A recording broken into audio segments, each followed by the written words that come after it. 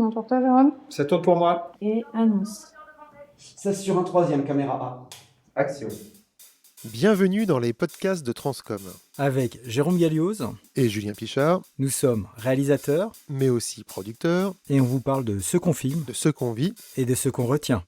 Donc Jérôme, la Croatie. Ah, la Croatie, cette longue histoire de Croatie. Elle commence en 2008 avec un ami d'origine croate né en Allemagne qui nous raconte que son père a acheté un terrain sur une île de l'Adriatique.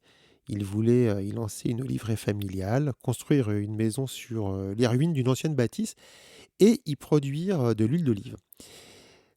Notre ami avait vu notre film sur les îles Chausey et il nous propose de venir découvrir son île et puis faire quelques images.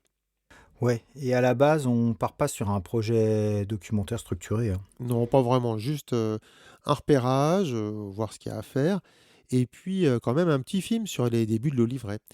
Mais en arrivant, on est frappé par autre chose.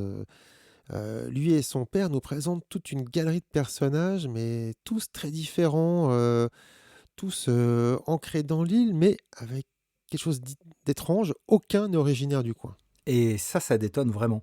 Parce que sur les îles françaises, anglo-normandes ou en Corse, ce qu'on filme, ce sont des familles anciennes, installées depuis plusieurs générations. Et là, c'est l'inverse. L'île attire ses habitants. Un guide bénévole qui balise les sentiers sur son temps libre, un berger ex-moniteur de plongée, un photographe ancien de la marine marchande, un jeune prêtre venu soigner son asthme, un ancien combattant de la guerre de Croatie qui a participé à libérer l'île, mais qui n'était pas originaire de l'île, des pêcheurs slovènes. Personne n'est d'ici, mais chacun a décidé un jour d'y rester. Et oui, parce que c'est l'après-Yougoslavie. Beaucoup de parcours éclatés, de recomposition, l'île devient pour eux un point d'ancrage. Et à l'époque, en 2008, la Croatie n'est pas encore entrée dans l'Union européenne, mais elle s'y apprête. Une Europe à la fois attendue et redoutée. Certains y voient d'ailleurs des opportunités et d'autres une nouvelle forme de dépendance. Parce que il y a une mémoire des occupations successives, italiennes, austro-hongroises, allemandes, et ça rend le sujet très sensible. Mais pour nous, le cœur du projet, ce sont les visages, les récits. Et on passe 2 semaines à filmer non-stop, en se laissant guider par les rencontres. Et on rentre avec beaucoup de matière, en croate, sans traduction, hein, c'est assez brut.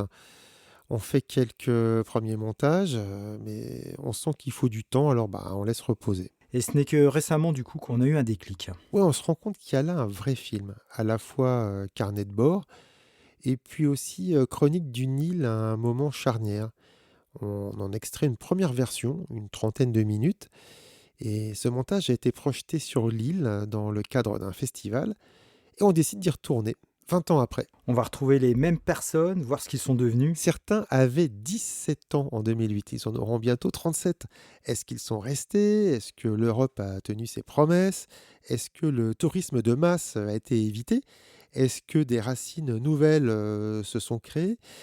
C'est pas un film sur la nostalgie, attention, hein, c'est plutôt une traversée tournée vers l'avenir. C'est aussi une traversée pour nous. 17 ans plus tard, on regarde nos propres images, notre manière de filmer, de structurer. Eh bien, on comprend qu'il fallait cette distance pour faire émerger le bon angle. Oui, au départ, c'est pas un projet commandé. Personne nous a demandé de faire ce film. Non, c'est un projet personnel hein, et c'est le moment de le compléter. C'est comme ça aussi que naissent les documentaires. Merci de nous avoir écoutés. Pour les prochains épisodes, c'est simple. Suivez-nous sur transcom.tv. Et rendez-vous très bientôt pour la suite.